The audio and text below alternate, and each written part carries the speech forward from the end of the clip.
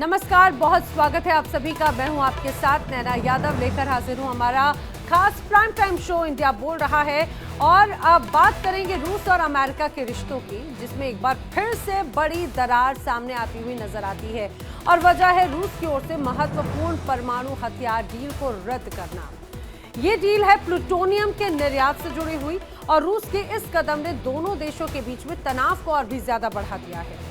रूस ने स्पष्ट रूप से कहा है कि वो अब इस समझौते को मानने के लिए तैयार नहीं है, जिससे अमेरिका के साथ बढ़ता अविश्वास और यूक्रेन युद्ध के कारण बढ़ते तनाव और भी ज्यादा बढ़ते हुए नजर आते हैं। रूस ने ये कदम तब उठाया जब उसने हाल ही में ब्रूवेस्निक क्रूज मिसाइल का परीक्षण किया, जो पूरी तरह से परमाणु हथियारों से लैस है, जो परमाणु युद्ध की ओर बढ़ने की संभावना पैदा कर सकती है। खासतौर के तब जब रूस के राष्ट्रपति व्लादिमीर पुतिन ने अपने बयानों में कहा कि अमेरिका ने हमेशा रूस को वैश्विक सुरक्षा व्यवस्था से बाहर करने की कोशिश की, और अब रूस को अपनी रक्षा रणनीतियों को और भी ज्यादा सख्त करना पड़ेगा। अमेरिका और रूस के बीच में ये बढ़ती दूरी नई युद्ध नीतियों की शुरुआत भी हो रही है। रूस के राष्ट्रपति व्लादिमीर पुतिन ने एक ऐसा फैसला लिया है कि सुपर पावर अमेरिका के होश उड़ गए हैं। ट्रंप को समझ नहीं आ रहा है कि भाई अब आखिर करें तो करें क्या, क्योंकि रूस ने अमेरिका के साथ में प्लूटोनियम समझौते को रद्द कर दिया है। जी हां, सही सुन रहे हैं आप, पुतिन ने अमेरिका के साथ में हुए इस समझौते को पूरी तरह से रद्द कर दिया है, जिसके बाद नाटो से लेकर पेंटागन तक परेशानी की लकीर साफ तौर से दिखाई देती है। अब इस समझौते का मतलब था कि दोनों पक्ष परमाणु हथियार नहीं बनाएंगे, लेकिन पुतिन ने अब ये समझौता तोड़ दिया। अमेरिकी राष्ट्रपति डोनाल्ड ट्रंप बीते काफी वक्त से रूस के खिलाफ बोल रहे थे, जिसके बदले पुतिन ने बड़ा प्रहार किया। अमेरिका और रूस के संबंध बीते कई महीनों से ठीक नहीं चल रहे, और अब एक तरह से पुतिन ने ट्रंप के खिलाफ जो कदम उठाया, उससे पूरी दुनिया को हिलाकर रख दिया है। पुतिन ने जिस कानून पर हस्ताक्षर किए, उसे इसी महीने की शुरुआत में रूसी संसद में एक तरह से मंजूरी मिल गई है। अहम बात तो यह है कि रूस और यूक्रेन के बीच में काफी वक्त से युद्ध चल रहा है, और अमेरिका के साथ में कई और देश यूक्रेन के साथ नजर आए हैं। अब ऐसे में पुतिन ने परमाणु बलों को अलर्ट पर रखा है। आपको यह भी बता दूं कि रूस अमेरिका के बीच में 2000 में एक तरह से एक विलय हुआ खास समझौता हुआ था, जिसके तहत दोनों देशों ने 34 टन हथियारों में इस्तेमाल होने वाले प्लूटोनियम को एक तरह से नष्ट कर दिया था। हालांकि अक्टूबर 2016 में मॉस्को ने इस समझौते को रद्द कर दिया, और अब रूसी संसद में मंजूरी मिलने के बाद में यह बिल पास हो चुका है। रूस के इस कदम को अमेरिका ने अपने खिलाफ माना, और दुश्मनी से भरी कार्रवाई इसे एक तरह से करार दिया। पुतिन ने अमेरिका के साथ में समझौता ऐसे वक्त में रद्द किया जब उसने हाल ही में परमाणु संचालित ब्रूवेस्निक क्रूज मिसाइल का सफल परीक्षण किया। रूस की यह मिसाइल काफी घातक मानी जाती है, और इसी वजह से यूएस के साथ में समझौतों को रद्द करने के फैसलों को गंभीरता से देखा जा रहा है। अब ऐसे में पुतिन की ओर से किया गया ये परीक्षण ट्रंप से टकराव को बढ़ाने वाला है। ब्रूवेस्निक क्रूज मिसाइल की ताकत के बारे में बात करें तो इसका इंजन न्यूक्लियर टर्बोजेट है, इसकी रेंज अनलिमिटेड है, और इसकी स्पीड भी एक तरह से 800 से 1350 किलोमीटर प्रति घंटे की है। आपको ये भी बताते चले कि मिसाइल को लॉन्च करने के लिए ठोस ईंधन वाले रॉकेट बूस्टर का इस्तेमाल किया जाता है। लॉन्च होने के बाद में इसका न्यूक्लियर रिएक्टर एक्टिव हो जाता है, और इसके बाद ये परमाणु ऊर्जा पर चलती है।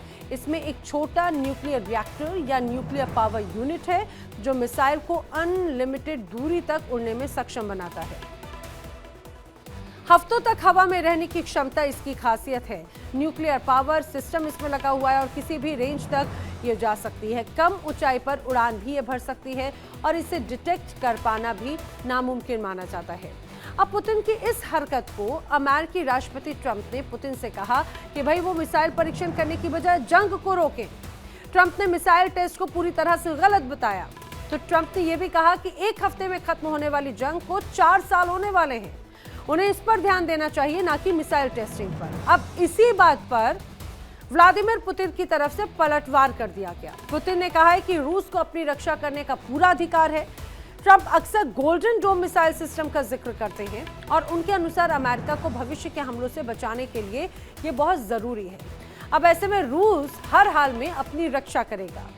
माना जा रहा है कि ब्रोवेस्निक जैसे खतरनाक हथियारों से बचाने के लिए गोल्डन डोम जैसे डिफेंस सिस्टम को डिजाइन किया जा रहा है और हर लिहाज से ये बहुत महत्वपूर्ण हो जाता है कि पहले ही हम देखते हैं खासतौर से पुतिन और ट्रंप के बीच में एक तल्खी साफ तौर से देखने को मिल रही है।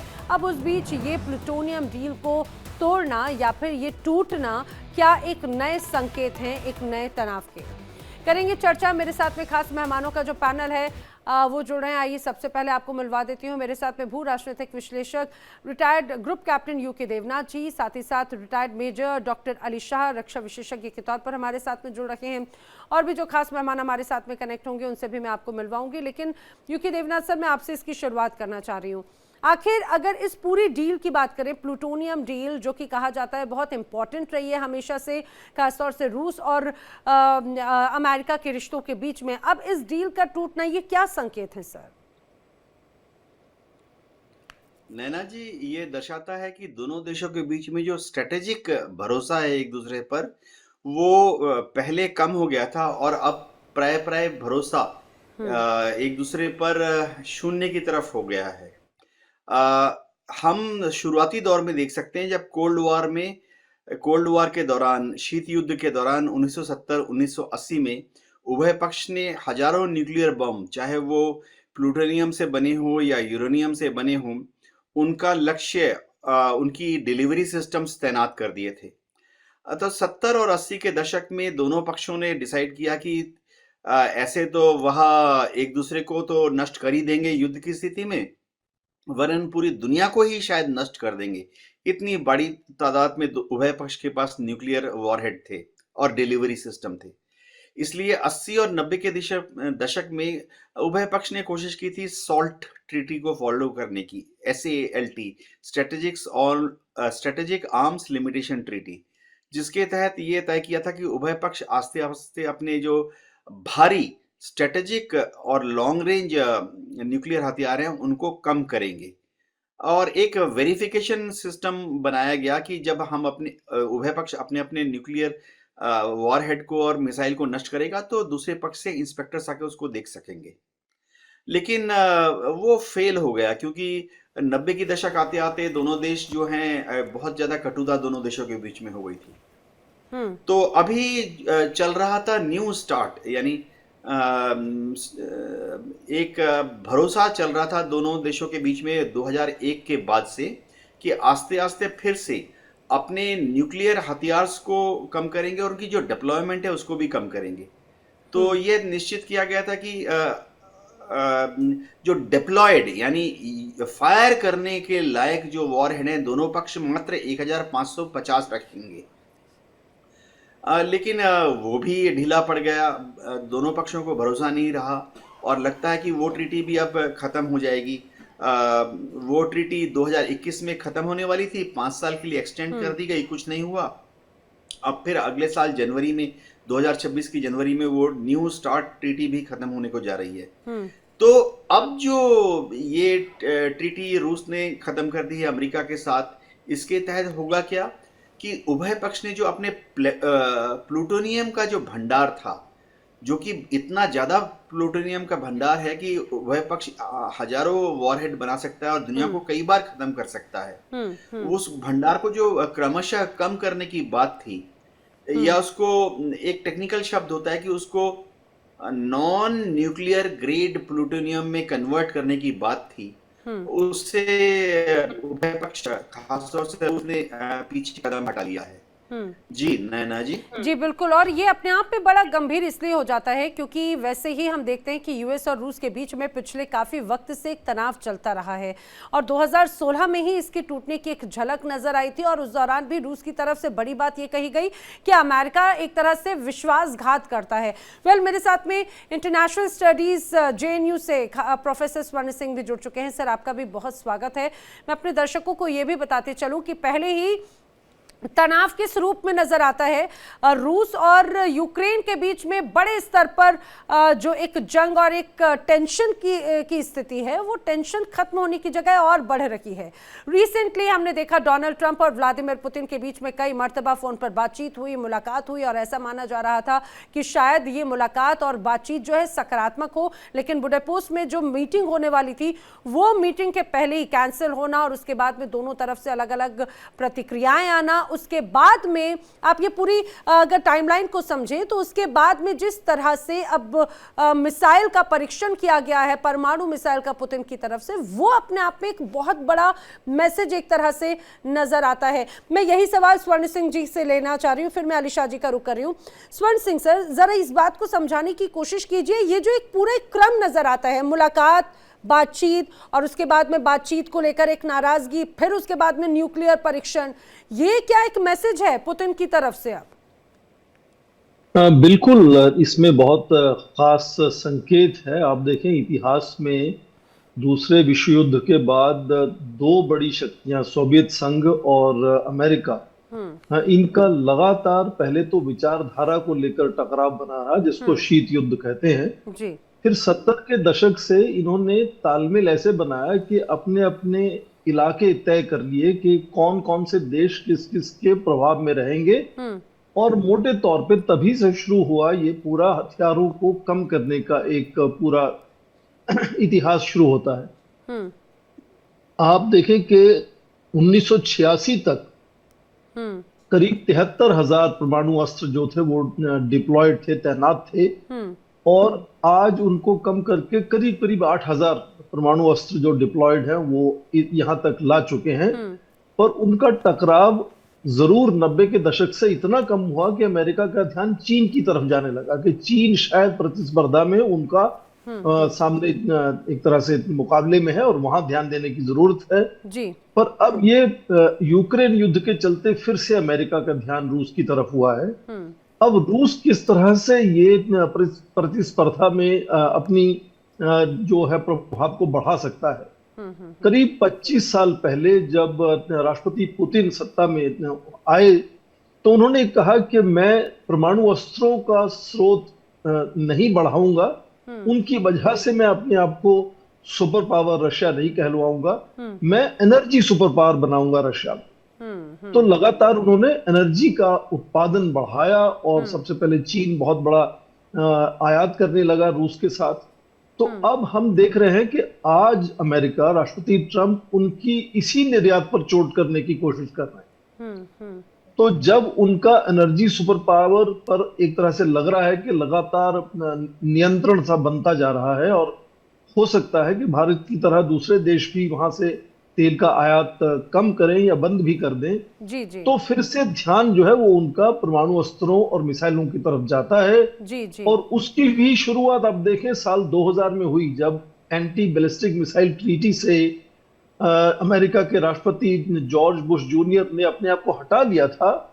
तभी से रूस का ध्यान इस तरफ गया कि वो नई मिसाइलों को तैयार करेगा और उनको तैनात भी करेगा, और उसी का ये सिलसिला लगातार चलता जा रहा है, जिसमें आपने जैसे कहा कि प्लूटोनियम मैनेजमेंट की जो एग्रीमेंट उनकी थी जी जी। उसको 2016 से पहले सस्पेंड किया गया, अब उससे वो बाहर आ रहे हैं और एक के बाद एक वो अलग अलग मिसाइलों का टेस्ट करते हुए नजर आते हैं। और ये जो आज बोरेवेस्टनिक की हम बात कर रहे हैं जो इंटरकॉन्टिनेंटल मिसाइल है, मतलब 10,000 मील से ज्यादा दूर तक मार कर सकती है, वो अब परमाणु ऊर्जा से चलने वाली है। वो अपने आप में एक नई चीज है जो उसको अलग कर देता है और भविष्य में अमेरिका के लिए चिंता का विषय भी हो सकता है। और मोटे तौर पर यही है कि जब वो एनर्जी सुपर पावर नहीं बनने की अपनी देखते हैं कि इस तरह से संभावना है, तो वापस वो रूस को फिर वो परमाणु अस्त्रों का और मिसाइलों की तरफ से उस तरह का सुपर पावर बनाने की वो जो विकल्प उनके पास है उसको इस्तेमाल करने की कोशिश कर रहे हैं राष्ट्रपति पुतिन। और सर मुझे लगता है कि ये ऐसे दरअसल इसकी टाइमिंग बहुत ज़्यादा इंपॉर्टेंट हो जाती है। पिछले कुछ वक्त से लगातार डोनाल्ड ट्रंप का भी ये तरीका है कि आप मेरी बात मानो वरना मैं आप पर टैरिफ लगाऊंगा, आप मेरी बात मानो वरना मैं आप पर सैंक्शंस लगाऊंगा। अब रशिया कह रहा है आप टैरिफ लगा लो, सैंक्शंस तो सभी आप तरह की पाबंदियां लगाए हुए हो। वहां पर एक तरफ यूक्रेन को हमारे सामने समक्ष एक तरह से स्टैंड कर दिया, नाटो को स्ट्रांग कर रहे हो, तो हम अपने आप को या एक तरह से हम अपना प्रोटेक्शन वॉल क्यों ना क्रिएट करें, अपनी पावर क्यों ना दिखा दें। तो क्या ये लगता है अलीशा कि खास तौर से जो अभी सिचुएशन, ये जो टाइमिंग है, ये दबाने की कोशिश यूएस की थी, तो वहीं आंखें तरे रहे हैं अब एक तरह से व्लादिमीर पुतिन। और न्यूक्लियर परीक्षण जो है वो परीक्षण नहीं बल्कि शक्ति प्रदर्शन था, खास तौर से दुनिया के लिए नहीं, डोनाल्ड ट्रंप के लिए। नैना जी, बहुत अच्छा इंटेलिजेंट सवाल पूछा है आपने। तो फिर मैं इसी इंटेलिजेंट सवाल को थोड़ा हल्का सा टेक्निकली एक्सप्लेन करना चाहूंगा मैं। और क्योंकि मैं बहुत टेक्निकल हो जाऊंगा समझाते, मैं चाहूंगा कि मैं एक सरल भाषा में समझाऊं ताकि आपके सारे दर्शक वो टेक्निकल भाषा भी पकड़ लें। जी। असल हुआ क्या था कि जो प्लूटोनियम मैनेजमेंट और डिस्पोजल एग्रीमेंट है, वो एग्रीमेंट 2000 में, जैसे आपने बताया, 2000 में साइन हुआ था दोनों राष्ट्रों के बीच में। उसके बाद फिर ये इसमें अमेंडमेंट हुए अप्रैल 2010 में, और फिर इफेक्ट में आया ये जुलाई 2011 में। लेकिन 2016 में ही प्रेसिडेंट पुतिन साहब इसको सस्पेंड कर चुके थे, यानी कि ये ऑलरेडी डिफंक्ट था। उन्होंने अभी हाल ही में पुष्टि करी है कि बिल्कुल वो रद्द कर रहे हैं, वो एक्सपेल कर रहे हैं, टर्मिनेट कर रहे हैं वो एग्रीमेंट। अब इस एग्रीमेंट के मुताबिक अमेरिका के, देखिए, 90 टन वेपन केबल प्लूटोनियम है, रूस के 128 टन हैं। मतलब अमेरिका ने डिक्लेयर किया 60 टन और रूस ने डिक्लेयर किया 50 टन। अब दोनों पक्षों में यह फैसला हुआ कि हम 34 टन हम रद्द करेंगे, एलिमिनेट करेंगे, ठीक है। अब क्या हुआ, इस एग्रीमेंट के तहत जो रेगुलेट हुआ कन्वर्सेशन, वो नॉन एसेंशियल प्लूटोनियम की हुई, यानी कि मिक्स्ड ऑक्साइड, MOX फ्यूल उसको कहते हैं। वो उससे बिजली भी प्रोड्यूस होती है उससे। दोनों पक्षों में जो रिक्वायर्ड, जो रेंडर हुआ 34 टन जिसकी बात हुई थी, वो ग्रेड प्लूटोनियम और न्यूक्लियर ग्रेड प्लूटोनियम कन्वर्ट हुआ। उसके साथ साथ जो स्पेल फ्यूल स्टैंडर्ड होते हैं बेसिकली, कि भाई जैसे आपको बताया कि एक्स्ट्रा आप न्यूक्लियर पावर में प्लूटोनियम मैनेजमेंट के तहत, वैसे ही स्पेंट फ्यूल स्टैंडर्ड, कितना पेट्रोल आप, कितना फ्यूल आप, पेट्रोल नहीं फ्यूल आप रखोगे, ठीक है। फिर जो मिक्स हुआ उसमें हाईली इरिटेटिंग प्रोडक्ट्स, जो कि स्पेंड फ्यूल, जैसे कि कितना आप रख पाओगे, कितना आपको एक्सपेंड करना है, उसकी प्लूटोनियम रिलेटिवली इनएक्सेसिबल और अनअट्रैक्टिव यूज के लिए हुआ वो। अब 2007 में बड़े दिलचस्पी से अमेरिका ने एक कंस्ट्रक्शन शुरू किया, mix oxide fuel fabrication facility, MFFF कहते हैं, वो स्वना रिवर साइड पे है। अच्छा। अब पैसे की वजह से, फाइनेंशियल वजह की वजह से, बैरक ओबामा अमेरिकन प्रेसिडेंट थे उस टाइम पे, उन्होंने ये रद्द किया ये कंस्ट्रक्शन के MFF को। और फिर 2016 में जब प्रपोजल हुआ कि वो प्लूटोनियम को डाइल्यूट करेंगे नॉन रेडियो एक्टिव मटेरियल और डिस्पोज करेंगे, उसको अंडरग्राउंड बरी कर देंगे, उसको हटा देंगे WIP फैसिलिटी में। लेकिन क्या हुआ, डिल्यूशन से वो डिल्यूशन रिवर्स भी हो सकता है, मतलब वापस जो डिल्यूट किया आपने वो डिल्यूशन आप निकाल भी सकते हैं उसमें से। तो उससे जो मटेरियल जो रिकन्वर्ट हुआ वो वेपन्स ग्रेड प्लूटोनियम में हुआ। और फिर 2015 में रूस ने, वो एक ट्रैक पे था, वो MOX फ्यूल प्रोड्यूस करने लगा था 2015 में। जी, जी, और जी। फिर MOX फैसिलिटी के जरिए उसका फास्ट रिएक्टर हुआ, उसको BN 800 कहते हैं। अब 3 अक्टूबर 2016 में रूसी प्रेसिडेंट व्लादिमीर पुतिन ने इसको सस्पेंड किया। अब देखिए, रूस ने अभी अब 2 दिन पहले की बात है, हमने बात की थी कि रूस ने क्योंकि टेस्ट किया मिसाइल अपना, जो कि अनलिमिटेड उड़ान भर सकता है, और उसकी 13 टेस्टिंग हो चुकी है 2016 से लेके अब तक, कब टेस्टिंग हो चुकी है। तो वही आपने भी सिर्फ यही फरमाया। तो प्रेसिडेंट ट्रंप ने बोला कि भाई ये तो एग्रीमेंट के खिलाफ है, लेकिन वो एग्रीमेंट चल नहीं रहा था, वो ऑलरेडी सस्पेंड हो गया था। यानी कि अगर मैं सरल भाषा में समझाऊं, एक रिश्ता जिसमें कोई रिश्ता बचा ही नहीं, रिश्ता बचा ही नहीं है, बेसिकली कुछ है ही नहीं, नाम के वास्ते बस चल रहा है, उसको तोड़ दिया बेसिकली। तो ये एग्रीमेंट जो तोड़ा गया है वो इससे। अब इसमें क्या होता है, जैसे आपके सवाल पे आते हैं, और इंटरेस्टिंग सवाल पूछा आपने, क्या ये मसल फ्लेक्सिंग होती है? देखिए, 2022 से रूस के ऊपर इल्जाम लगे हैं कि प्रेसिडेंट पुतिन साहब ब्रीफ केस लेके चमड़े का जा रहे हैं, उसमें परमाणु हथियार होंगे, वो ट्रिगर दबा देंगे, बटन प्रेस करना है तो मतलब परमाणु हो जाएगा, ये हो जाएगा, वो हो जाएगा। ऐसे बहुत से इल्जाम आए, लेकिन परमाणु हथियार इस्तेमाल करना इतना आसान है? मैं सारे दर्शकों से पूछता हूँ, एक बार विचार करिए, इतना कॉम्प्लिकेटिंग होता है, कहीं ना कहीं उसमें सेल्फ डिस्ट्रक्शन भी होएगा उसमें। बिल्कुल। तो और मुझे लगता है कि शायद पुतिन भी इस बात को जानते हैं, शायद यही वजह है कि अभी तक इस चीज से वो बचते रहे हैं। लेकिन अब वो टाइमिंग की वही बात है कि अब टाइमिंग की है। मैं मेरे साथ में न्यूयॉर्क से भी कनेक्ट हो चुके हैं डॉक्टर धीरज कौल। बहुत स्वागत है धीरज जी आपका। धीरज जी हमेशा नंबर्स की दुनिया में रहते हैं और नंबर्स के साथ में चीजों को फैक्ट के साथ में जरूर समझाते हैं। मैं धीरज जी चाहूंगी कि जरा इस बात को समझाइएगा कि प्लूटोनियम डील का ब्रेक होना, टूटना, की तल्खी, नाराजगी तो बहुत लंबे वक्त से नजर आ रही थी। आखिर ये डील जब ब्रेक होती है तो उसका इंपैक्ट किस रूप में नजर आता है? किसे फायदा, किसे नुकसान होगा? नमस्कार, thank you for having me on the show. और मुझे लगता है आपके पैनलिस्ट ने बहुत डिटेल में बातों को बताया, तो I don't think I should repeat. और टू बी ऑनेस्ट, क्योंकि आपके व्यूअर डिफेंस एक्सपर्ट नहीं है, एनर्जी एक्सपर्ट्स नहीं है, so I would like to keep it very simple. एक छोटा सी बात बताता हूँ, बहुत सुपरफिशियल है, and hats off to all the experts who give exact numbers, so I don't want to repeat it. लेकिन हैविंग सेड दैट, देखिए आज तक मतलब मैं उसी बात को जूम आउट करता हूँ कि जो रशिया यूक्रेन वॉर है उसके अंदर जो जीत रशिया को करनी थी अभी तक, ऑलमोस्ट आई वुड से 80% दे हैव गॉन। दनबास का जो एरिया है, हाँ 80% हो गया उनका। आप उनके प्लान्स देखिए जो उनके मीडिया में रिलीज होते हैं, दे आर 80% ऑलरेडी देयर। 20% वो और करना चाहते हैं और दनबास के एरिया को बिल्कुल वापस नहीं देंगे। दनबास के एरिया को जर्मनी, फ्रांस, आप उठा लीजिए हॉलैंड और 2-3 और कंट्रीज हैं इंक्लूडिंग इटली, जो बहुत प्रेस कर रही है कि हम दनबास को नहीं दे सकते क्योंकि टैंक्स रोल ओवर करके आ जाएंगे। वहां पे पेच फंसा हुआ है। दूसरी बात, ये भी बात सत्य है कि रशिया इज टायर्ड नाउ, उनकी एमुनिशन डेपोज कम हो चुके हैं।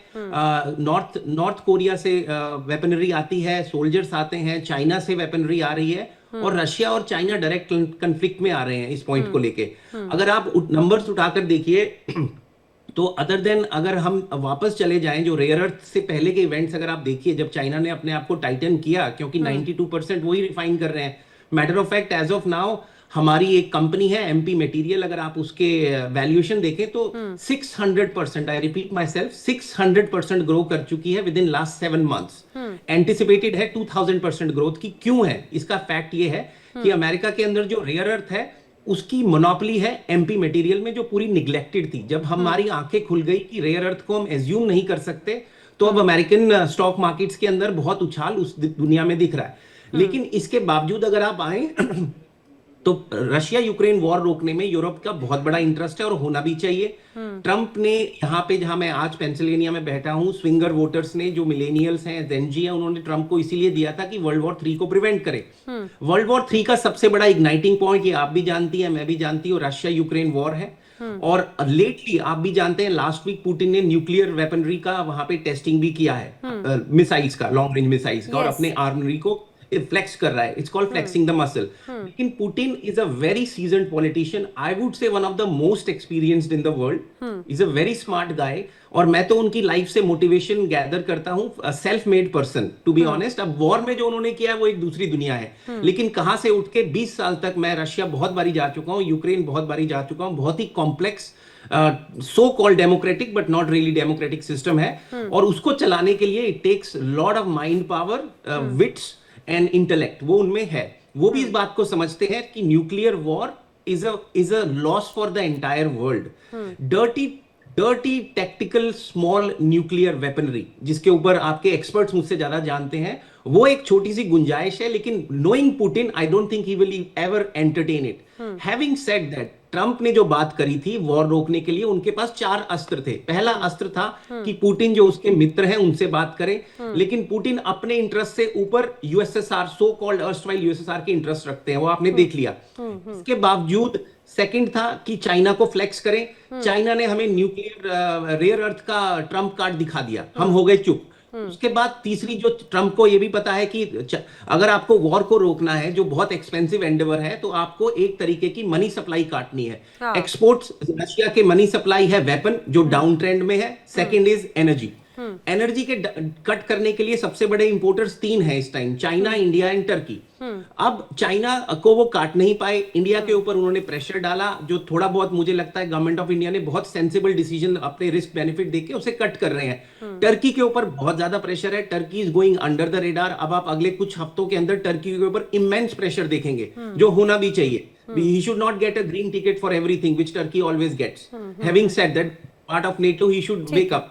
तो उसको वो रोकना चाह रहे हैं। लेकिन अब आपके जो सवाल है वो ये है कि बार बार ट्रंप के ऊपर अब सवाल उठ रहा है इनके खुद कोर वोटर बैंक से कि क्या हम भी रशिया से कुछ खरीद रहे हैं? तो उसका आंसर आता है न्यूक्लियर एनर्जी, न्यूक्लियर एनर्जी के कंपोनेंट। एग्जैक्टली, अब आपने बिल्कुल सही बात करी। और क्या खरीद रहे हैं? 2024 में हमने 335 टन एनरिच्ड यूरेनियम रशिया से खरीदा था, जो कि 701 टन था 2023 में, जो कि 1000 टन से ऊपर था 2022 में। तो अमेरिका स्ट्रेटेजिकली कट कर रहा है, पर क्या हम उसे इमीडिएटली कट कर सकते हैं? The answer is yes. अच्छा, द आंसर अगेन आई से इज यस। और इसके ऊपर ट्रंप को अब घेरा जा रहा है कि आप दूसरों को तो कार्ड दिखा रहे हैं, बिल्कुल, और आप खुद एनर्जी खरीद रहे हैं। दूसरी बात, फर्टिलाइजर्स को हम क्यों नहीं टच कर सकते, ये मैं आपको बता देता हूं। क्योंकि हमारी जो core voter bank Republican party का मागा सपोर्टर बैंक है मिडवेस्ट में, वो फार्मिंग लैंड से आते हैं। अच्छा, और फर्टिलाइजर की कॉस्ट जो रशिया में बनती है, जो यूक्रेन में बढ़ती है, वो अनपैरेलल है, उसको कोई नहीं मैच कर सकता। ठीक है। तो वो कॉस्ट ऑफ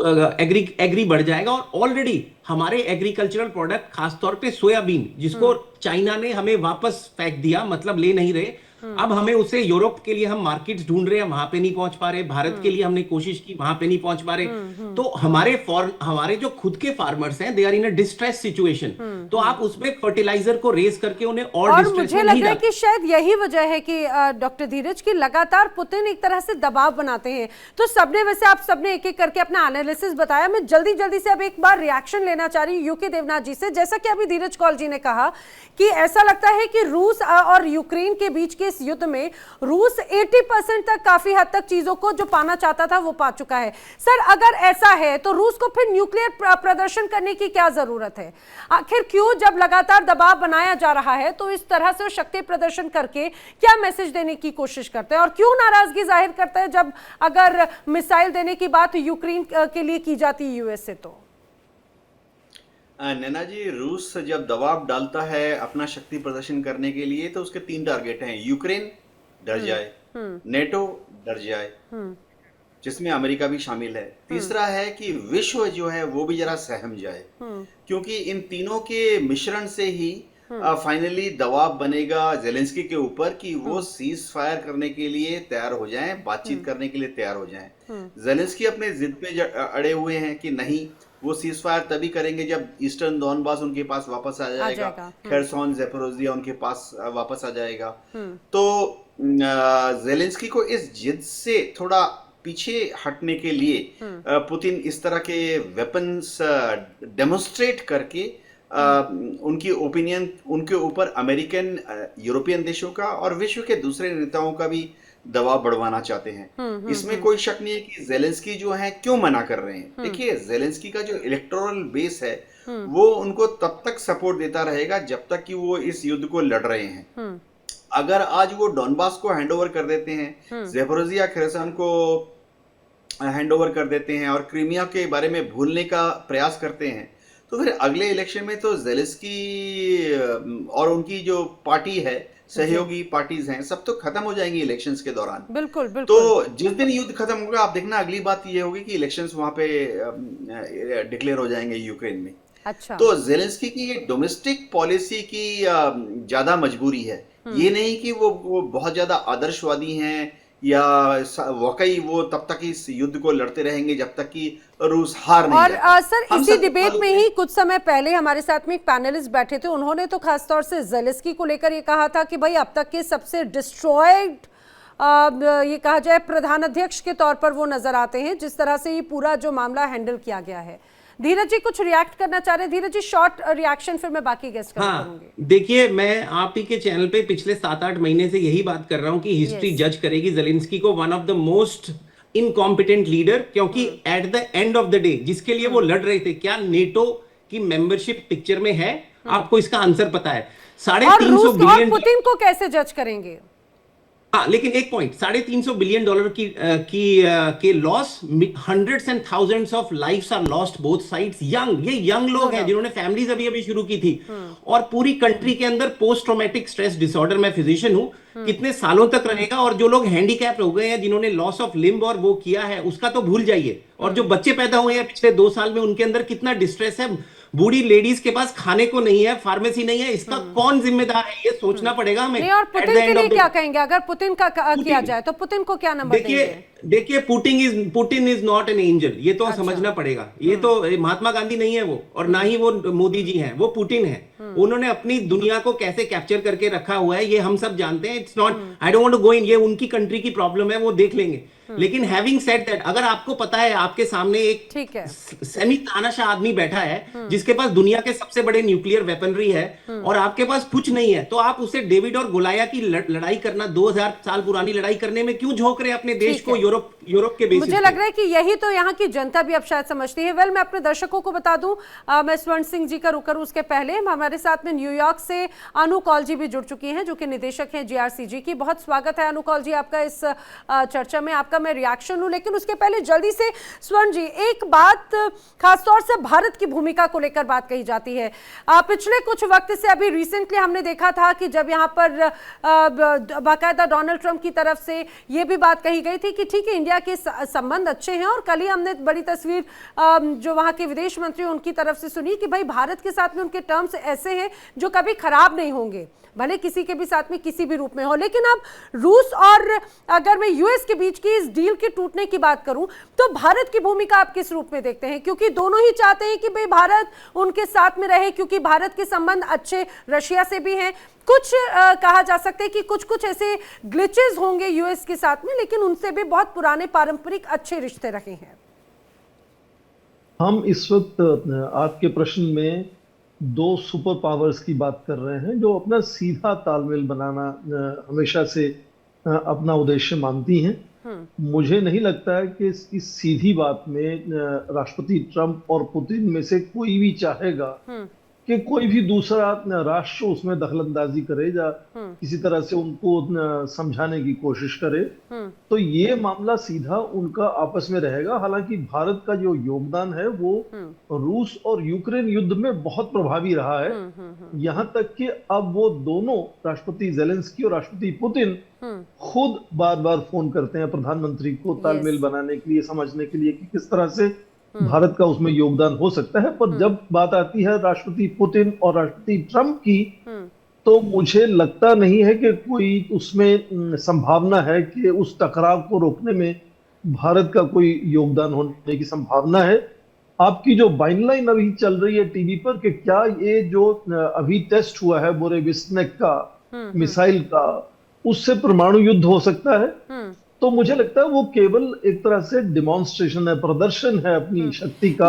लेकिन स्पेंसर, अगर ये प्रदर्शन है तो दुनिया के तो ऐसे कई देश हैं जो अपने आप को न्यूक्लियर पावर के तौर पर प्रोजेक्ट करते हैं, और कहीं से अगर एक शुरुआत होती है तो फिर तो ये लगता है कि ऐसे तो ये मिसाल बन जाएगी दूसरे देशों के लिए भी।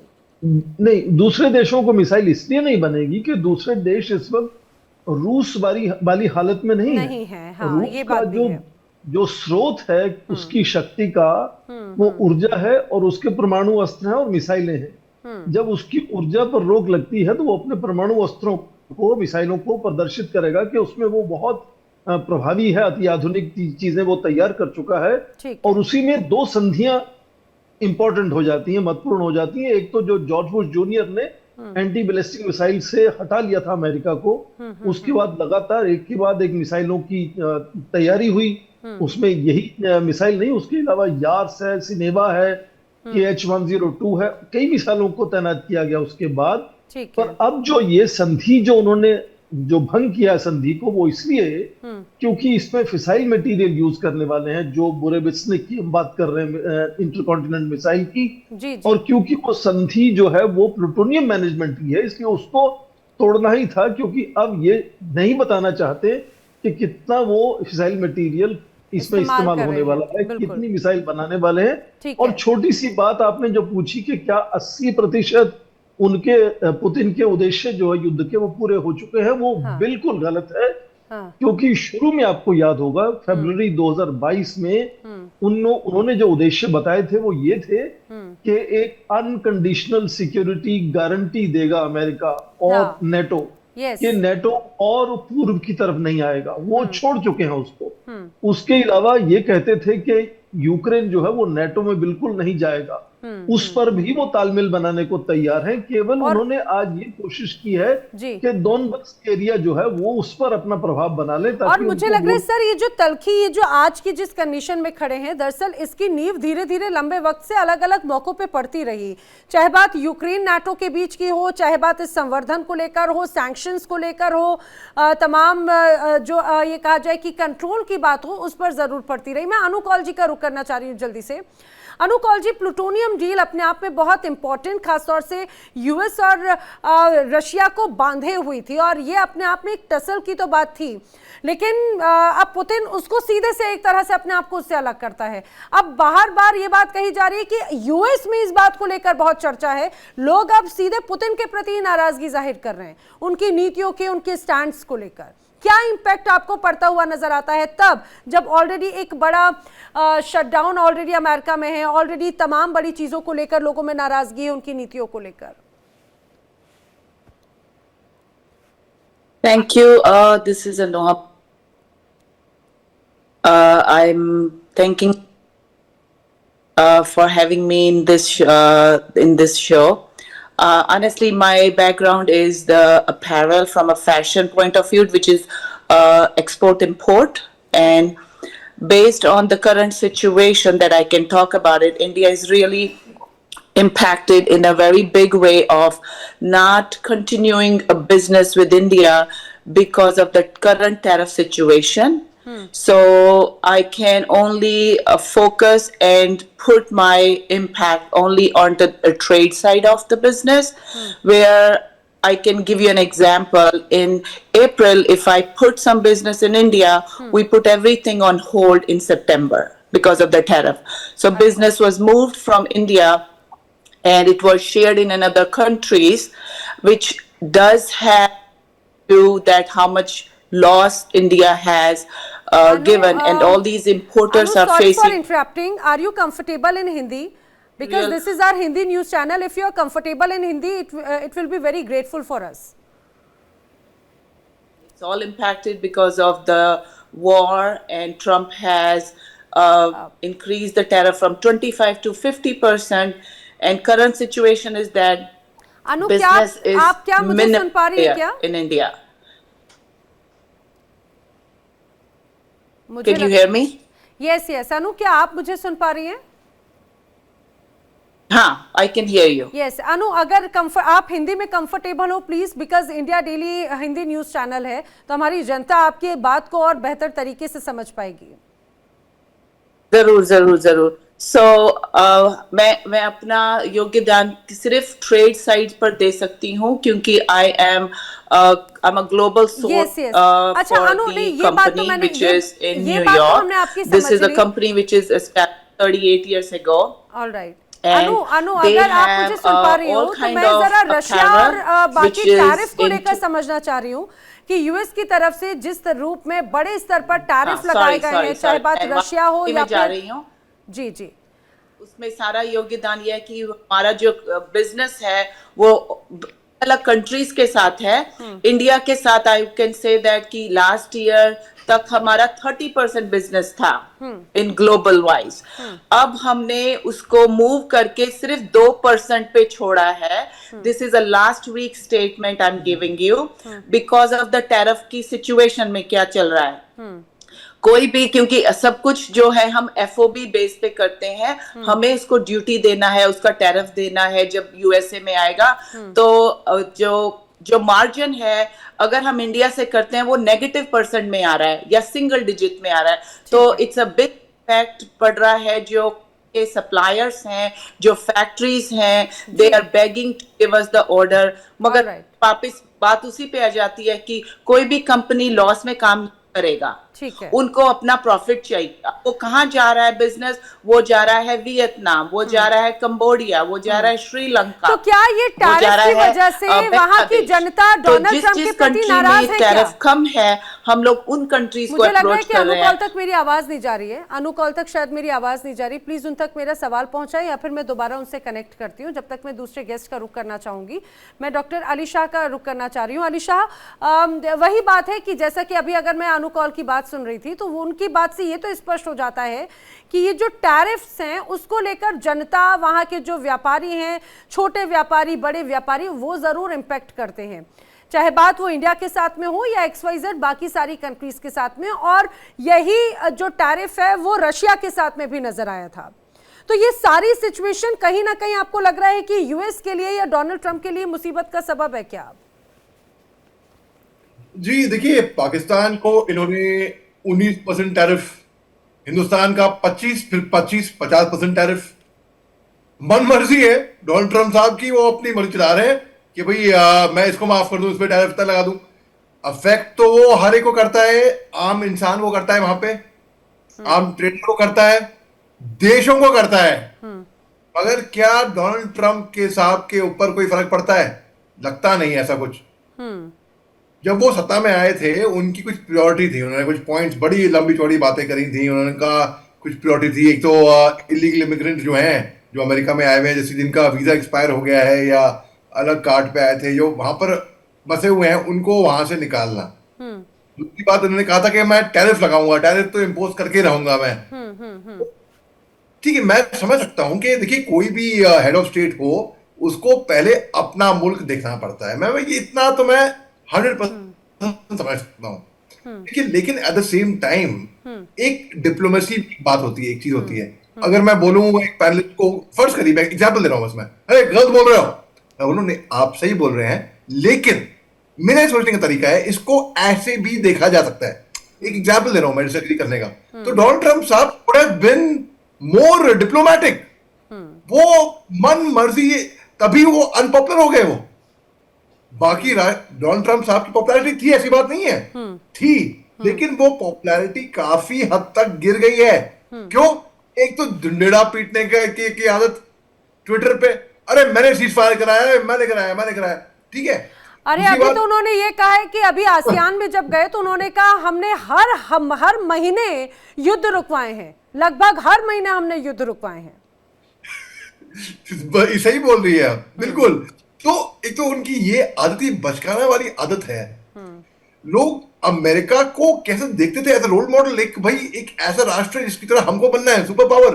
डॉलर की क्या कीमत थी, डॉलर को देखते कि भाई डॉलर, मगर वो डोनाल्ड ट्रंप साहब ने वो छवि अमेरिका की खराब कर दी है। माफ कीजिएगा भाई, मैं इसको ऐसा देखता हूं कि आतंकवादियों को पनाह दी। क्यों? क्योंकि फेल्ड मार्शल आसिम मुनीर को वहां पे बुलाया। एक आखिरी पॉइंट बताऊंगा मैं, जो IMF को लोन दिया, मैं कहूंगा टेरर फंडिंग करी वो। जी ठीक है, यही बात है कि आखिर किसको गले लगाना है, किसको कंट्रोल करना है। यूके देवनाथ जी, शायद ये इस बार क्या डोनाल्ड ट्रंप की नीतियों में थोड़ा सा अंतर नजर आ रहा है क्या? वही बात जो अभी अली शाह भी कह रहे हैं कि सबसे महत्वपूर्ण है कि भाई आप अब पाकिस्तान को गले लगाते हैं या ऐसे तमाम, ठीक है ये उनकी डिप्लोमेसी का तरीका हो सकता है, वो अपने फाइनेंशियल गेन्स वहां पर देख रहे हैं, लेकिन किसको गले लगाना है, किस पर फटकार लगाना है, और जो ऑलरेडी डेप्थ में अभी यूएस है तो वो दूसरों से ये टैरिफ के माध्यम से, सैंक्शन के माध्यम से उसे उबरने की कोशिश कर रहे हैं। ये उल्टा ही उनके ऊपर पड़ता हुआ नजर आता है क्या? नैना जी, इसमें कोई शक नहीं है कि टैरिफ जो है बढ़ाकर फाइनली नुकसान तो अमेरिकन को ही होगा, अमेरिकन कंज्यूमर को होगा। मैं अर्थशास्त्रियों के साथ बात कर रहा था, अगर वह भारत से कुछ सामान लेते थे 100 रुपए में और भारत के ऊपर 50% टैरिफ यानी 25% प्लस 25% लगा रहे हैं, तो जाहिर बात है अमेरिकन कंज्यूमर को 150 देना पड़ेगा। अभी हमारे साथ पैनलिस्ट थी, उन्होंने क्लियरली कहा कि उनको अपना बिजनेस भारत से छोड़कर कंबोडिया, वियतनाम और श्रीलंका को देना पड़ा। ये समझना पड़ेगा कि भारत अगर पहले उनको कोई अमेरिकन को कोई चीज 100 रुपए में बेच रहा था, तो पहले वो कंबोडिया और वियतनाम से क्यों नहीं ले रहे थे? क्योंकि कंबोडिया और वियतनाम में पहले से ही वो आइटम 110 या 120 था कीमत। तो अब अगर अमेरिकन जो हैं वो अपने प्रोडक्ट्स की सोर्सिंग इंडिया से छोड़कर और किसी देश, वियतनाम, कंबोडिया या श्रीलंका की तरफ जाने के लिए बाध्य होते हैं, तो जो चीज पहले वो 100 रुपए में भारत से लेते थे, अब उनको लेना पड़ेगा वियतनाम से, कंबोडिया से, श्रीलंका से 110, 120 पर कीमत की बात कर रहा हूं। तो अमेरिकन फाइनली इसको पे कौन करेगा? पे तो अमेरिका की आम आवाम करेगी ना, खासतौर से अमेरिका की लोअर मिडिल क्लास, क्योंकि वियतनाम से क्या वो लेंगे? सॉक्स, शर्ट, जुराबे, शूज। श्रीलंका से क्या लेंगे? हवाई जहाज तो लेंगे नहीं, श्रीलंका से लेंगे चाय की पत्ती। तो अब अमेरिका में जाहिर बात है कि वो चाहे भारत को छोड़कर चाय की पत्ती लेने श्रीलंका चले जाएं, या शूज खरीदने के लिए बांग्लादेश चले जाएं, या क्लोथिंग खरीदने के लिए वियतनाम चले जाएं, कीमत तो उनको भारत से ज्यादा देनी पड़ेगी ना। जो पहले भारत में 100 रुपए की शर्ट मिलती थी, अब उनको बांग्लादेश से 120 रुपए में खरीदनी पड़ेगी। यही वजह थी ना। तो अमेरिकन कंज्यूमर, खासतौर से लोअर मिडिल क्लास कंज्यूमर है, उसको ही नुकसान पहुंचने वाला है। अब एक और चीज है, जैसे कल बड़ी अजीब सी खबर आई, कनाडा से वो पहले भी नाराज थे, अब कनाडा के ऊपर बड़े बड़े टैरिफ लगा दिए। अब कनाडा में किसी ने एक न्यूज़पेपर ऐड में न्यूज़पेपर का एडवर्टाइजमेंट दे दिया, वहां पे कर दिया जी। हाँ, और डोनाल्ड ट्रंप ने कहा मैं 10% टैरिफ और बढ़ा दूंगा। तो ये दिखाता है कि डोनाल्ड ट्रंप अपनी इकोनॉमिक एडवाइजर्स, जो उनके बिजनेस पार्टनर हैं, उनसे ठीक तरह से बात नहीं कर रहे हैं। उनके जो कंसल्टेंट्स हैं उनको इनपुट नहीं दे रहे हैं। रिपब्लिकन पार्टी में भी मैं आपको, डेमोक्रेट्स को तो छोड़ दीजिए, डेमोक्रेट्स तो कहते हैं कि ट्रंप जो है वो सटिया गए हैं। रिपब्लिकन पार्टी का भी एक धड़ा है, लेफ्ट ऑफ सेंटर जो रिपब्लिकन पार्टीज हैं, उनको भी लग रहा है कि ट्रंप की इन नीतियों से ट्रंप का जो स्ट्रेटेजिक, अमेरिका का जो स्ट्रेटेजिक पोजीशनिंग है वर्ल्ड में, वो हिल रहा है। अगर ट्रंप कनाडा को परेशान कर सकते हैं, अगर ट्रंप ग्रीनलैंड को परेशान कर सकते हैं, पनामा कैनल को अपना बोलना की कोशिश कर सकते हैं, वेनेजुएला के पास वॉरशिप डिप्लॉय कर सकते हैं, भारत की तरफ नॉट सो फ्रेंडली जेस्चर्स दे सकते हैं, तो आने वाले समय में तो उनका भरोसा, भारत का भी भरोसा कम हो जाएगा। अब मैं बताता हूं, टैरिफ और सैंक्शंस तो अपने आप में एक बड़ा चिंता का विषय है, लेकिन मैं अगर रशिया की बात करूं तो रशिया के साथ में ये तनाव वैसे तो रहा ही है, लेकिन सबसे ज्यादा इस अक्टूबर में ही, 5 अक्टूबर से लेकर अभी तक, एक जैसे ही टॉमहॉक की बात हुई थी तो सैंक्शंस और उसके बाद में एक न्यूक्लियर पावर की जो धौंस है पुतिन की तरफ से दी जाती रही, वो तनाव और भी ज्यादा बढ़ता चला गया। 5 अक्टूबर, 12 अक्टूबर, 16 अक्टूबर, 22 अक्टूबर, 23 अक्टूबर, यहां तक तो ठीक है। उसके बाद में हाल ही में जो ये कहा जाए कि बाकायदा इसको लेकर जो पूरी मिसाइल टेस्ट है उसको लेकर तनाव और बढ़ा। मैं जल्दी से अनु का एक बार फिर से रुक करना चाह रही हूं। अनु, अगर आप मुझे सुन पा रही हूं तो एक बात जरा बताइए, जो ये वॉर कंडीशन से ओवरऑल रशिया यूक्रेन के बीच में या यूएस का उस तनाव के बीच में सैंक्शन लगाना रशिया पर, तो वो किस तरह से यूएस में इंपैक्ट कर रहा है, टैरिफ हो या सैंक्शंस हो?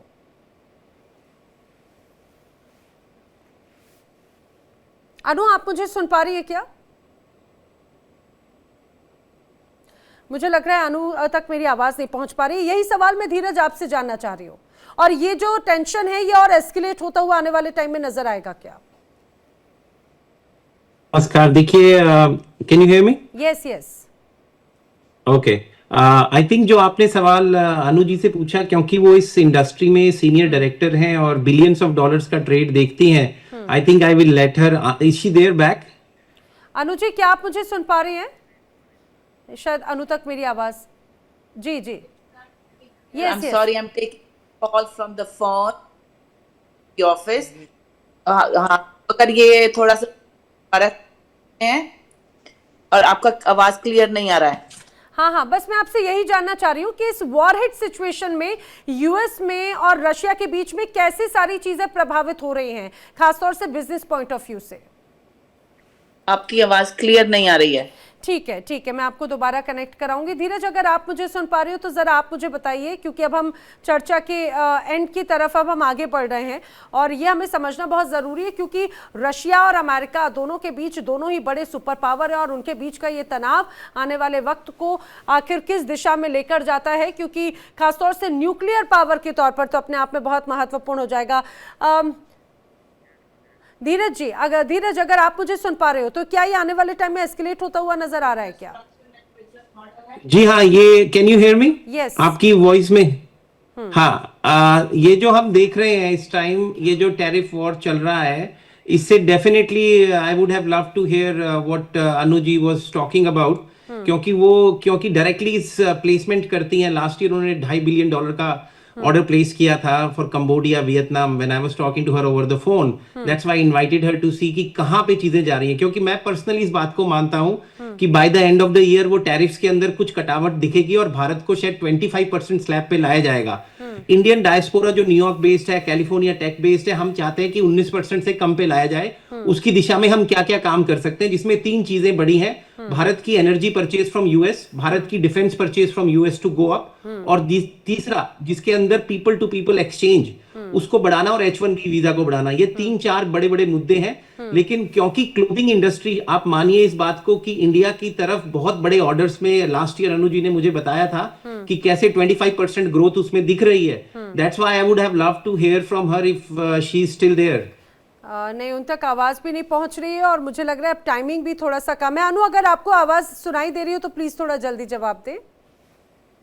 आपकी आवाज थोड़ी सी अब, तो अगर हमारा इंडिया के साथ ट्रम्प उसको 25% पे लाता है तो कंपनी का डिसीजन है, और जितनी कंपनीज में मैं जानता हूँ वो सब इंडिया के साथ काम करना चाहते हैं, मगर क्योंकि इंडिया के पास ऐसे स्किल्स हैं जो बाकी कंट्री के पास नहीं है, और उन बिकॉज ऑफ ये जो टैरिफ पर हो गया, हम लोगों का सारा बिजनेस मॉडल शिफ्ट करना पड़ रहा है हमको, उसके डिजाइन इम्पैक्ट चेंज करने पड़, कुछ ऐसे स्किल्स जो इंडिया दे सकता है वो कोई और कंट्री नहीं दे सकती है।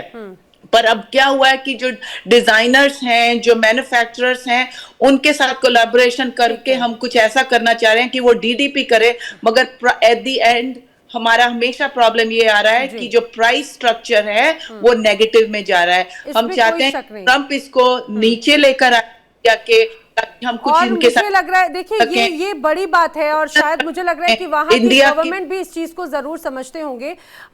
लेकिन अब ये जो पूरी एक अलग वॉर सिचुएशन के बीच में रशिया और खासतौर से यूएस के बीच में एक बार फिर से ये बढ़ता तनाव आखिर किस रूप में लेकर जाएगा, क्या रशिया पर और सैंक्शंस होंगे, और सेकेंडरी सैंक्शंस जो यूएस लगातार पावर रखता है लगाने की, उससे बाकी अन्य देश पर भी क्या इम्पैक्ट पड़ता है, ये भी बहुत इंपॉर्टेंट है। आप सभी मेरे साथ इस चर्चा में शामिल हुए, आप सभी का बहुत बहुत धन्यवाद। लेकिन मैं अपने दर्शकों को बताऊं, अब बारी है आज के सवाल की। आज का सवाल क्या है, जल्दी से जान लीजिए। आज का सवाल है, भारत में गेटवे ऑफ इंडिया आखिर कहां पर है? आपके सामने 2 ऑप्शन है, एक है मुंबई, दूसरा है दिल्ली।